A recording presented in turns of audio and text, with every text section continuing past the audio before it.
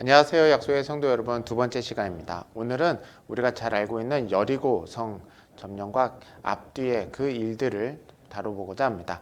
먼저 우리 지난 시간에 우리가 출석 체크에서 살펴봤던 문제 3개를 다시 한번 되돌아보겠습니다. 많은 분들이 잘 대답을 해주셨어요. 그런데 여기에 보다 보면 초록색 표가 정답입니다. 회색 표가 이제 오답인데 주로 이렇게까지 많은 오답을 내신 적이 없어서 가만히 살펴봤더니 제가 질문을 좀 똑바로 못했던 것 같아요. 문제 2번을 고르신 분을 봤을 때 문제가 말이 됩니다. 하나님은 왜 가나안 족속들을 쫓아내셨나요? 하나님은 아브라함에게만 땅을 약속했기 때문에. 맞습니다. 네. 제가 생각했을 때는 3번을 설명하기 위한 문제였지만 제가 문제 자체를 좀 애매하게 내서 2번도 말이 됩니다. 근데 제가 꼭 함께 나누고자 했던 건 3번입니다. 가나안 족속이 하도 죄를 많이 지어서 하나님이 아브라함과 이스라엘 자손만 편애하는 하나님이 아니라 모든 세계를 다스리시는 하나님이라는 점, 그리고 그 땅을 점령한 사람들의 죄에 대해서는 하나님께서 벌하신다는 점, 그래서 가나안 족속들이 쫓겨난다, 그거를 좀 확인해 보고 싶었습니다. 두 번째 문제입니다. 여호수아의 보고가 다른 10명의 정탐꾼과 다른 점, 여러분들께서 말씀을 살펴보시면 알겠지만 본 것은 똑같이 봤는데 대답이 다릅니다. 주어가 달라요. 10명의 정탐꾼은요, 그 땅의 백성이 어떻고 그 땅의 상황이 어떻고 눈에 보이는 걸로 대답을 합니다. 갈렙과 여호수아는 본 거는 보았는데 대답이 달라요. 하나님께서 인도하실 것이다. 하나님이 약속하셨다입니다. 인생사 그리고 역사의 흐름을 눈에 보이는 대로 기술하고 결정하는 사람들과 하나님의 주시는 믿음의 약속으로 인생의 길을 찾아가는 사람들, 그 두 개의 서로 다른 길을 보여줬습니다. 세 번째 문제인데요. 하나님은 불뱀에 물린 백성을 언제 용서해 주셨나요? 언제일까요? 예, 하나님께 기도했을 때입니다. 네, 한참 걸리지도 않았어요. 바로 그렇게 고쳐 주셨습니다. 앞으로 질문을 남겨주시면 제가 그걸 좀 모아서 이렇게 질문에 대해서 처음에 대답하고 또 다음과 진행하도록 하겠습니다. 오늘은 이제 정복전쟁인데요. 이 사진은 한번 보겠습니다. 여기가 어디냐면 여리고입니다. 우리가 아는 여리고는 성이 있고 그래야 되잖아요. 지금은 이렇게 넓은 평야까지 도시가 퍼져 있다고 합니다. 옆에 왼쪽에 보면 케이블카가 보이세요? 네, 지금은 저 산 위에 케이블카로 올라갈 수 있게 되어 있다고 합니다. 그러면 옛날에는 어땠을까? 옛날의 모습은 이렇게 그림으로 사람들이, 성경학자들이 그림을 그려봤는데요. 두 개의 성벽이 있다고 합니다. 밑에 하나, 위에 하나. 그래서 이렇게 든든한 성벽으로 쌓여져 있는 도시였죠. 크기하고 위치가 어떻게 되는가? 그래서 어느 웹사이트에서요, 이렇게 서로 비교를 해놨어요. 유물이 발견되고 있는 지역에다가 예상도를 이렇게 그려놨 겁니다. 지금은 이제 그 주변에 집들이 있긴 한데 옛날에는 이게 수천 년 전이거든요. 그러다 보니 성벽 안에만 안전하고 그 밖에는 이제 여러 가지로 어려움이 많겠죠. 그래서 성벽 안에만 옹기종기 모여 사는 그런 도시 국가였다라고 합니다. 자, 이제 오늘 내용을 살펴보겠습니다. 4개의 제목으로 나눠서 볼 건데요. 첫 번째는 약속의 땅을 살아가는 방법, 그리고 두 번째는 하나님이 특이한 방법으로 점령을 하시죠. 그 특이한 방법이 무엇인가, 그리고 하나님의 명령을 따르지 않은 이스라엘의 불순종, 그리고 마지막으로 하나님의 일과 이스라엘의 노력, 이렇게 해서 4개의 제목으로 나눠서 살펴보겠습니다. 먼저 약속의 땅 살아가는 방법입니다. 모세는 약속의 땅에서 어떻게 살라고 당부했나요? 신명기 28장 1절 말씀 한번 볼까요? 함께 읽겠습니다. 시작. 내가 내 하나님 여호와의 말씀을 삼가 듣고 내가 오늘 내게 명령하는 그의 모든 명령을 지켜 행하면 내 하나님 여호와께서 너를 세계 모든 민족 위에 뛰어나게 하실 것이다. 축복의 조건이 있어요. 명령하는 그의 모든 명령을 지켜 행하면, 아는 게 문제가 아니라 행해야 됩니다. 2절입니다. 내가 내 하나님 여호와의 말씀을 청종하면 이 모든 복이 내게 임하며 내게 이르리니, 청종, 즉 듣고 따라가면입니다. 20절인데요. 내가 악을 행하여 그를 잊음으로 내 손으로 하는 모든 일에 여호와께서 저주와 혼란과 책망을 내리사 망하며 속히 파멸하게 하실 것이며, 자, 하나님 말씀을 따라가면 복을 받는데 악을 행하면 어떻게 되는가? 그리고 하나님을 잊으면 어떻게 되는가? 파멸하게 된다라고 하는 겁니다. 여기서 우리가 분명하게 좀 생각을 해봐야 돼요. 하나님은 우리를 사랑하십니다. 근데 사랑하는 하나님이 사랑에 매여서 우리한테 매여 있는 그런 하나님 아닙니다. 하나님이 우리를 사랑해 주시는 건 은혜입니다. 그러나 하나님은 우리를 사랑 가운데서도 징벌하실 수도 있습니다. 그리고 또 하나 꼭 기억하세요. 하나님의 사랑을 악용하는 건요, 그것은 인간의 죄입니다. 여러분, 하나님이 나를 구원하셨으니 나는 아무것도 해도 된다. 철저한 이단의 가르침입니다.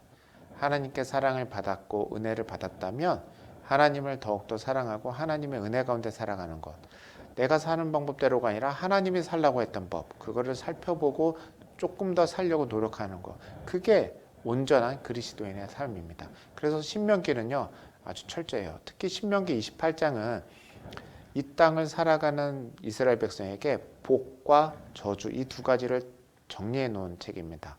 이 28장을 한번 자세히 살펴보시기 바랍니다. 하나님은요 말씀을 청종하는 자에게는 모든 복을 내리시지만 말씀을 듣고 따르지 않는 사람, 그리고 하나님을 잊은 백성에게는 철저하게 저주를 내리십니다. 이제 그걸 한번 더 자세히 살펴보도록 하겠습니다. 이 하나님의 말씀을 순종하는 백성은 무슨 복을 받습니까? 28장 4절입니다. 내 몸의 자녀, 토지의 소산, 짐승의 새끼 다 복을 받습니다. 자녀, 즉 가족의 축복뿐만 아니라 토지와 짐승, 즉 소유고 내가 가꾸는 일터죠. 이 모든 것들이 복을 받는다고 합니다. 하나님의 말씀을 순종하는 백성들이 받을 또 다른 복 7절에 있습니다. 적군을 내 앞에서 패하게 하신다입니다. 자 보세요. 내가 나가서 싸우기도 전에 적군이 와서 패해서 간다라고 합니다. 8절입니다. 모든 일에 복을 내리시고 땅에서 내게 복을 주신다라고 합니다. 여러분, 받을 복은 뭔가 모든 것에 복을 받는다라고 합니다. 28장 앞부분은요, 복에 대한 이야기가 쭉 있는데요. 너무 많아서 제 12절까지만 했습니다. 때를 따라 비를 내리시고 내 손으로 하는 모든 일에 복을 내리시고 또 많은 민족에게 구워줄지라도 너는 꾸지 않는다 라고 합니다. 대출 없는 인생, 행복한 인생이죠. 이게 하나님께서 주시는 복입니다. 그렇다면 반대로 하나님이 불순종하는 백성들에게도 뭔가 말씀을 주셨어요. 이 15절인데요. 15절 말씀 중요하니까 우리 함께 읽겠습니다. 시작. 내가 만일 내 하나님 여호와의 말씀을 순종하지 아니하여 내가 오늘 내게 명령하는 그의 모든 명령과 규례를 지켜 행하지 아니하면 이 모든 저주가 내게 임하면 내게 이를 것이니, 규례를 지키지 않으면입니다. 여러분 꼭 기억하셔야 돼요. 아는 데 문제가 있는 게 아니라 행하지 않는 게 문제입니다. 그 저주가 모든 저주인데 그게 15절 이후에 끝까지 쭉 있습니다. 꽤 양이 많은데요. 저주의 말씀을 다 읽으려면 좀 힘들겠죠. 그래서 이건 제가 더 이상 안 하려고 합니다. 여러분들이 보세요. 복을 주시려는 것을 완전히 뒤집어서 다 저주로 주십니다. 네 번째 질문입니다. 하나님은 여호수아에게 무엇을 당부했습니까? 교재 질문을 제가 잘못 썼어요. 모세가 한 게 아니라 하나님이 주신 말씀입니다. 여호수아 1장 7절 다들 잘 알고 계시죠? 우리 한 목소리를 또 크게 한번 읽겠습니다. 시작. 오직 강하고 극히 담대하여 나의 종 모세가 내게 명령한 그 율법을 다 지켜 행하고 우러나 좌우로나 치우치지 말라. 그리하며 어디로 가든지 형통하리니. 여러분 뭐라고 당부하시죠? 모세가 준 율법을 다 지켜 행하라 라고 합니다. 이걸 이해하려면 아까 신명기 28장을 머릿속에 가지고 이해를 해야 돼요. 왜 행해야 될까요? 왜 그냥 주지 않을까요? 여러분, 이스라엘 백성이요, 이집트 땅에 있을 땐 다 그냥 주셨어요. 구원받은 백성들한테는요, 살아갈 방법을 주십니다. 그리고 길을 주세요. 그리고 싸워나갈 능력을 주시고 함께 하십니다. 이제 우리에게 준 방법은 그 길을 따라가는 것입니다. 그런데 쉽지 않겠죠. 그래서 뭐라 하나요? 강하고 담대하라 라고 합니다. 그것이 이제 우리가 갈 길입니다.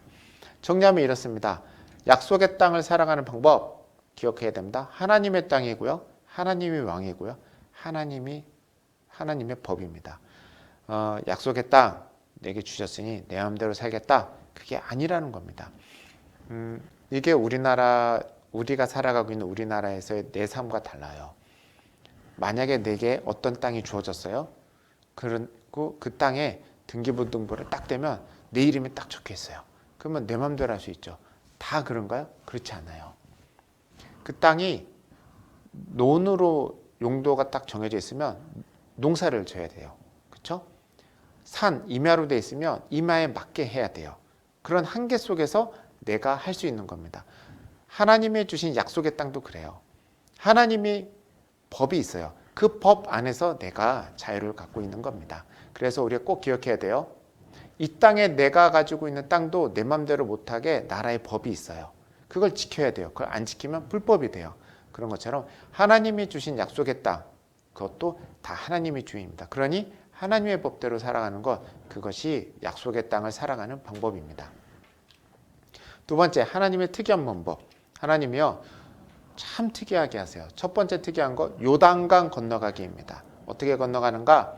여호수아 3장 13절입니다. 온 땅의 주 여호와의 궤를 맨 제사장들이 발바닥이 요단강 물을 밟고 멈추면 요단물 곧 위에서부터 흘러내리던 물이 끊어지고 한 곳에 쌓여 서리라. 여러분, 강을 건너야 돼요. 강을 건너는데 우리 한강처럼, 옛날의 한강처럼 아주 꽁꽁 얼었을 때면 건너갈 수 있겠죠. 근데 그게 아니란 말이죠. 또 사막 기후니까 건기가 있습니다. 비가 오지 않아요. 그러면 강이 조금 마르겠죠. 그러면 얕아지면 건너기 쉽겠죠. 그런 거하고 상관없이 특이한 방법을 합니다. 제사장들이 여호와의 궤를 메고 맨 먼저 가서요, 요단강 물에 발을 딱 내딛습니다. 그러면 강물이 선다라고 합니다. 참 신기하죠? 하나님은요, 그렇게 특이한 방법으로 인도하십니다. 두 번째, 가나안 땅 앞에서 이스라엘은 무엇을 준비합니까? 이게 더 황당합니다. 2절 말씀입니다. 그때 여호와께서 여호수아에게 이르시되 너는 부싯돌로 칼을 만들어 이스라엘 자손에게 다시 할 일을 행하라 합니다. 또 하나가 있어요. 10절입니다. 또 이스라엘 자손들이 길갈에 진쳤고 그달 14일 저녁에는 여리고 평지에서 유월절을 지켰으며, 여러분, 요단강을 건너서 전쟁을 해야 돼요. 그런데요, 할례를 하래요. 다시. 그리고 유월절을 지키래요. 그러면 모든 게 다 그만둬야 됩니다. 가만히 있어야 돼요. 아무것도 못해요. 그냥 가만히 있어야 돼요. 여러분, 전쟁 영화 좀 보셨어요? 뭐 우리가 전쟁을 해본 경험은 없지만, 아니면은 우리가 축구 경기라고 생각해 보면 됩니다. 자, 이제 축구 휘슬을 휙 불었어요. 경기를 해야 돼요. 킥오프를 해야 돼요. 그런데 상대방이요, 공을 한번 차더니 가만히 있어요. 가만히 있어요. 물 마시고 가만히 있어요. 그럼 어떻게 해야 될까요? 그럼 빨리 우리가 공격해서 골을 넣어야겠죠. 그런 거하고 똑같은 상황입니다.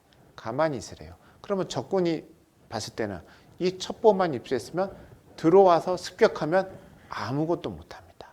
그런 상황이에요. 하나님은요, 특이하게 인도를 하십니다. 제일 특이한 게 여리고 점령하는 방법이죠. 여러분 잘 아시는 이야기입니다. 여호수아 6장 3절, 너의 모든 군사는 그 성을 둘러 성 주위를 매일 한 번씩 돌되 엿새 동안 그리하라. 모든 군사는, 여러분, 군사라면 성을 점령할 계획을 해야겠죠. 그런데 돌라고만 하십니다. 참 특이하신 분입니다. 그리고 제사장 7은 7 양각 나팔을 잡고 언약궤 앞에서 나아갈 것이요, 7째 날에는 그 성을 7번 돌며 그 제사장들은 나팔을 불 것이며. 5절입니다. 백성은 다 큰 소리로 외쳐 부를 것이라. 그리하면 성벽이 무너져 내리리니 백성은 각기 앞으로 올라갈지니라 하시매. 여러분, 7일 동안 돌라고 합니다. 그럼 위에서 화살 쏘면 어떻게 될까요? 죽겠죠. 오늘 죽었는데 그 다음날 돌면 또 화살을 쏘겠죠. 제가 만약에 여리고성의 군사라면 첫 번째 날 돌고 두 번째 날 놀면 그럼 빨리 밤새도록 화살 준비하고 돌 준비하고 뜨거운 물 준비해서 돌 때 집어 던질 겁니다. 그렇게 할 겁니다. 그런데요, 그 위험한 걸 하라고 하십니다. 그렇게 진행이 됐어요. 자, 그랬을 때 가나안 백성들의 반응은 어떨까요? 참 특이한 일을 했죠. 사람들이 봤을 때 합리적이도 않고요, 이상한 행동을 했어요. 그런데 이스라엘 백성은요, 그 이상한 특이한 방법을 계속 따라갔어요. 그렇다면 왜 이 백성들은 아무런 문제가 없이 7바퀴를 다 돌 수 있었고 아무런 문제 없이 할례와 안식일을 6월절을 지킬 수 있었을까요? 거기에는 무언가 하나님이 하신 일들이 있습니다. 그것이 4번 문제인데요. 홍해를 건넌 일, 그거에 대한 반응이 여호수아 2장 10절입니다. 함께 읽겠습니다. 시작. 이는 너희가 애굽에서 나올 때에 여호와께서 너희 앞에서 홍해물을 마르게 하신 일과 너희가 요단 저쪽에 있는 아모리 사람의 두 왕 시온과 옥에게 행한 일, 곧 그들을 전멸시킬 일을 우리가 들었음이니라.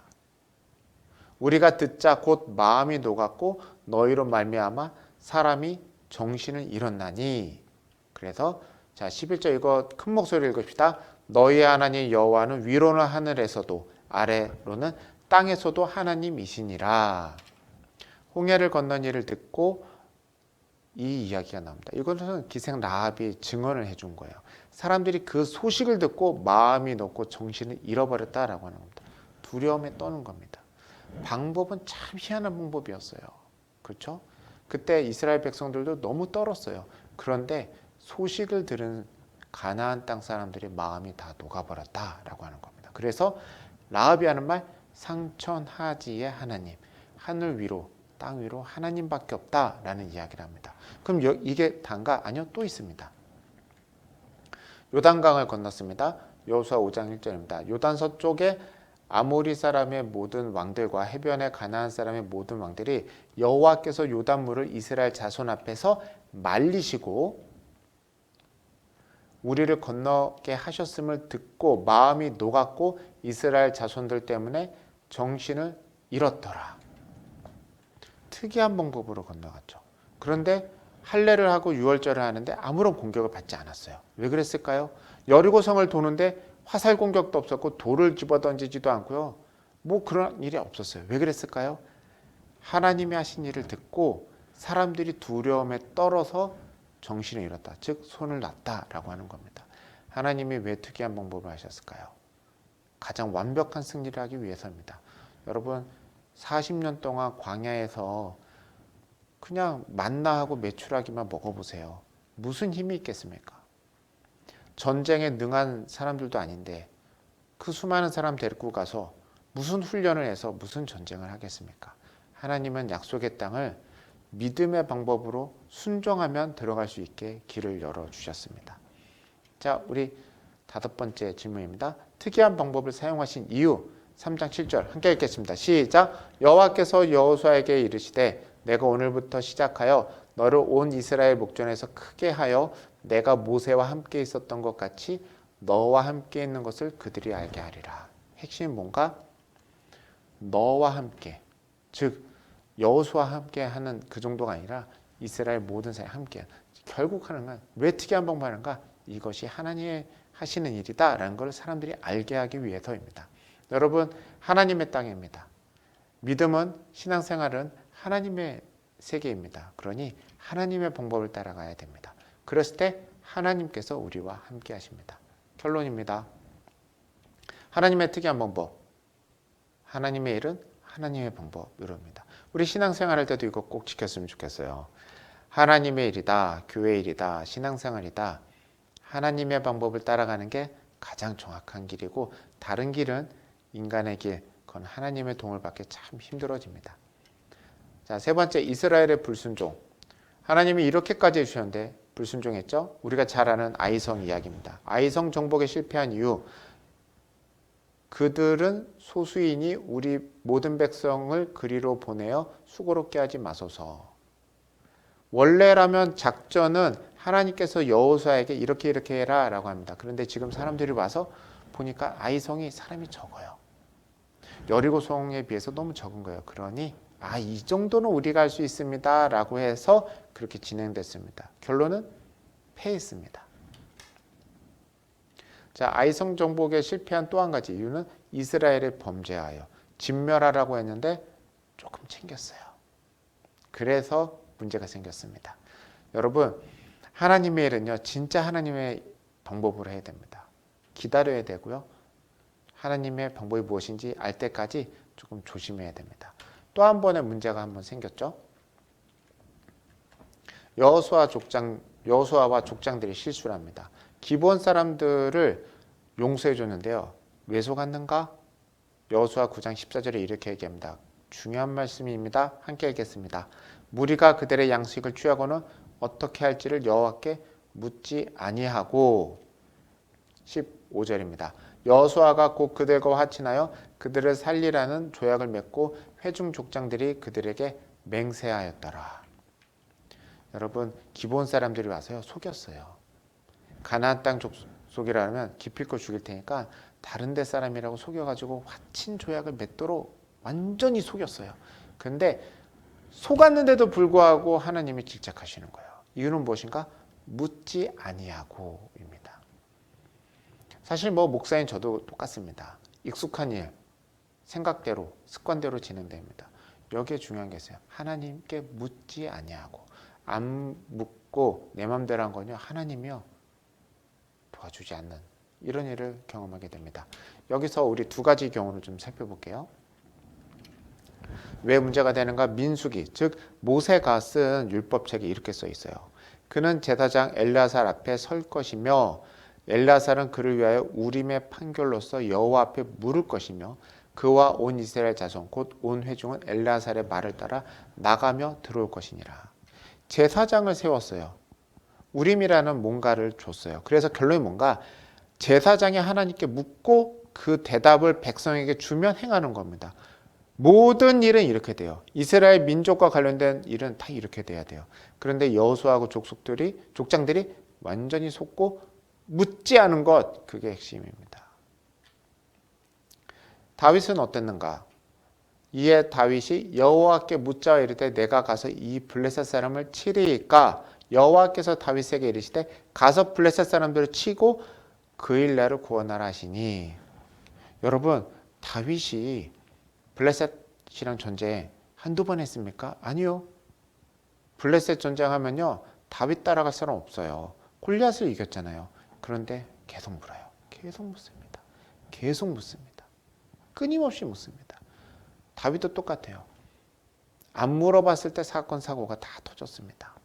여러분, 늘 기도하실 수 있길 바랍니다. 그런 의미에서 우리가 새벽 기도와 아침 첫 시간을 주님께 드리는 것 매우 중요합니다.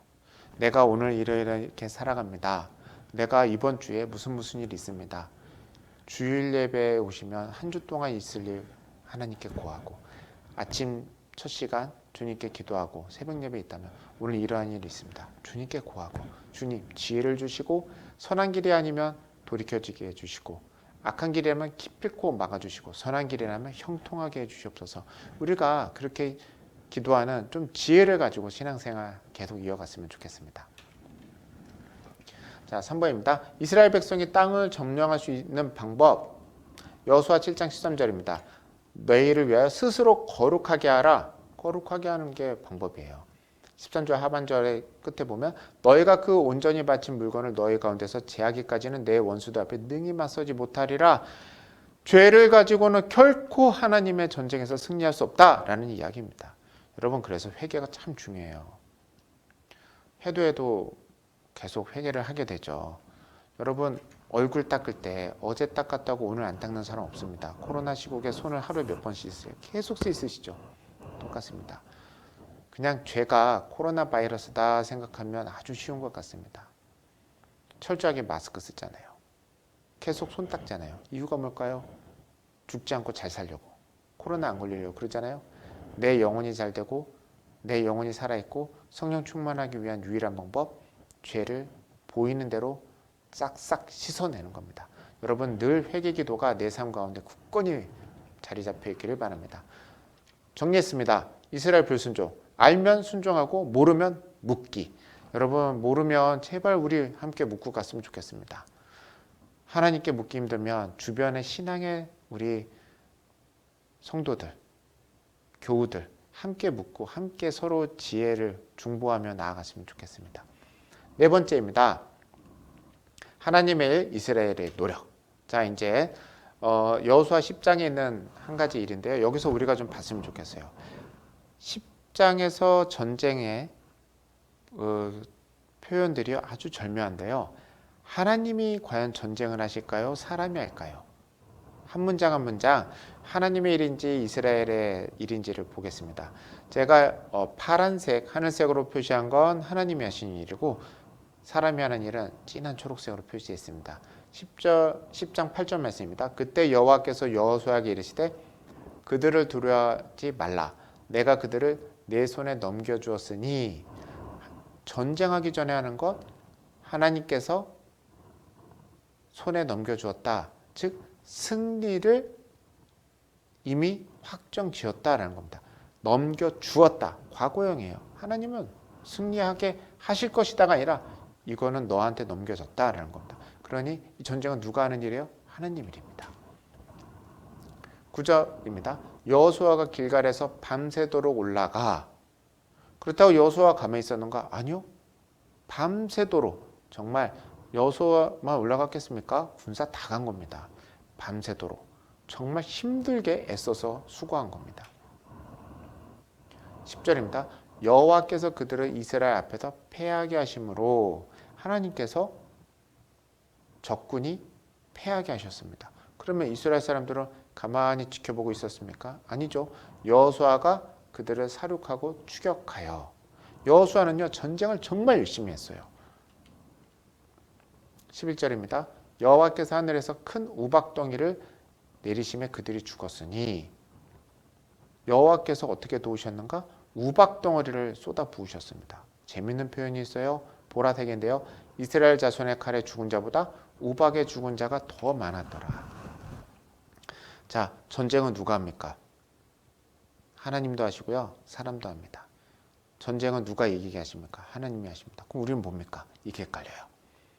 여러분, 약속의 땅, 이 전쟁 모든 것 하나님이 하시는 일입니다. 그럼 우리는 가만히 있는가?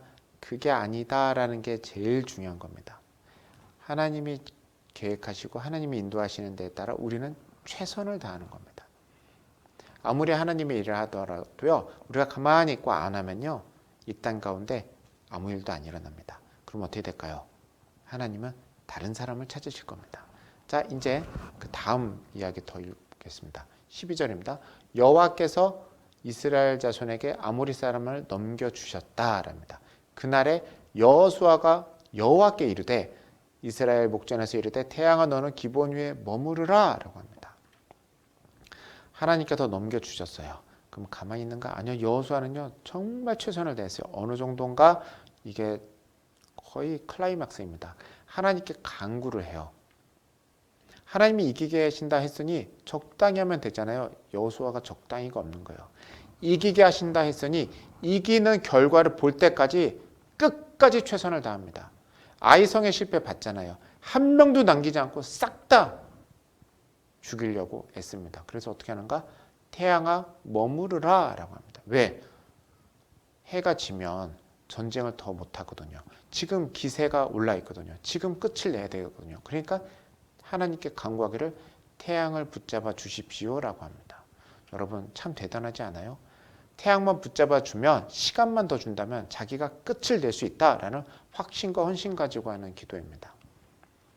그래서 13절에 태양이 머물고 달이 멈추기를 백성이 그 대적의 원수 갚기까지 하였느니라 이렇게 나옵니다. 그래서 14절 결말은 이렇습니다. 여호와께서 사람의 목소리를 들으신 이 같은 날은 전에도 없었고 후에도 없었으니 이는 여호와께서 이스라엘 위하여 싸우셨음이니라. 자, 이 전쟁 도대체 뭘까요? 하나님이 명령하신 전쟁입니다. 가서 이방인들을 다 없애라 라고. 왜 없애야 되는지 또 그것에 대해서 오해하면 안 된다는 거 지난 시간에 다 하셨죠? 이거 가지고 딴 데 가서 다르게 적용하시면 절대 안 됩니다. 제가 분명 말씀드렸어요. 전쟁에 은혜 받으시면 안 돼요. 모든 것이 하나님의 일이라는 데 은혜를 받으셔야 됩니다. 하나님의 일은요, 하나님의 방법대로 하고요. 우리는 어떻게 하는가? 철저히 순종해서 하나님이 승리를 주셨으면 승리를 내 손에 쟁취할 때까지 숨 넘어갈 때까지 하는 겁니다. 어느 정도까지 기도하나요? 해가 멈춰져만 있으면 내가 최선을 다할 테니 해를 붙잡아 달라고까지 기도합니다. 우리가 이런 약간 악바리 같은 신앙생활 좀 다시 했으면 좋겠습니다. 주님, 제게 기력만 더 주시면 이 나라 되살리는 기도 제가 다 하겠습니다. 좀 과한가요? 제게 기력을 조금 더 주시고 시간을 주신다면, 그렇다면 이 교회의 부흥의 역사는 내가 이뤄가겠습니다. 이런 기도가 우리 가운데 살아있어야 되지 않겠습니까? 우리 모두 지금 오늘 영상 보시는 모든 분들 다 그렇게 기도할 수 있으리라 믿고 함께 나아가겠습니다. 자, 정리하면 이렇습니다. 여러분 영화 보고 나면 이렇게 크레딧 올라오죠. 누가 뭐 했는지. 계획 하나님, 감독도 하나님, 주연도 하나님, 조연이 이스라엘입니다. 조연 중에 제일 큰 조연 여호수아죠. 네, 그렇습니다. 단역들도 있겠고요. 여러분 하나님의 일입니다. 모든 건 하나님이 이끌어 가십니다. 그렇다고 우리는 가만히 있는가? 그렇지 않습니다. 우리가 같이 조연으로 열심히 뛰는 겁니다. 줄이겠습니다. 오늘 말씀 정리하면 이렇습니다. 하나님 나라는 하나님이 세워갑니다. 그럼 우리는 뭐 하나요? 순종으로 동참할 수 있는 특권을 가지고 있습니다. 여러분 오늘 교훈 꼭 마음에 새겼으면 좋겠습니다. 우리가 이 땅 살아갈 때 지금 이야기가 우리의 이야기입니다. 하나님은 지금도 하나님의 나라를 만들어 가십니다. 약속의 땅이 있습니다. 어딜까요? 교회죠. 우리가 가나안 땅으로 가는 게 아니라 교회가 하나님의 나라입니다. 그러니 교회를 하나님의 말씀에 맞게 순종하여 하나님의 역사를 만들어가는 것, 그게 우리에게 주어진 일입니다. 하나님이 하실 것입니다. 그러니 우리는 열심히 조연으로 말씀 따라 순종하고 살아가면 됩니다. 오늘 하루 있을 일 주님께 다 아뢰고 거룩하게 나 자신을 가다듬고 그리고 늘 하나님께 묻고 그리고 기도하고 최선을 다하면 하나님께서 나와 내 가족과 내 교회에 복을 주실 것입니다. 그러면 누가 복을 받아요? 그 땅이. 그러면 우리나라도 복을 받을 것입니다. 우리 그렇게 함께 나아갔으면 좋겠습니다. 마지막으로 함께 기도하고 마치도록 하겠습니다. 사랑과 은혜 하나님 아버지, 하나님께서 이 나라 가운데 교회를 세워주셨습니다. 우리 가문 가운데 저를 예수로 믿게 하셨습니다. 그것이 하나님의 나라의 시작임을 믿습니다. 하나님의 나라를 위하여 우리가 더욱더 거룩하게 살아가게 해주시옵소서. 말씀에 순종하게 하여 주시옵소서. 그리고 늘 하나님께 묻고 하루하루 살아가게 하여 주시옵소서. 그리하여 주님이 주신 맡겨진 사명, 우리가 이 땅 살아가는 동안 최선을 다하여 후회 없이 완수할 수 있도록 건강과 복과 능력 내려 주시옵소서. 그렇게 해주실 것을 믿으며 우리 구주 예수 그리스도의 이름으로 기도드렸습니다. 아멘. 네, 다음 주는 추석입니다. 그래서요, 추석이라 한 주 쉬고 그 다음 주에 찾아뵙도록 하겠습니다. 감사합니다.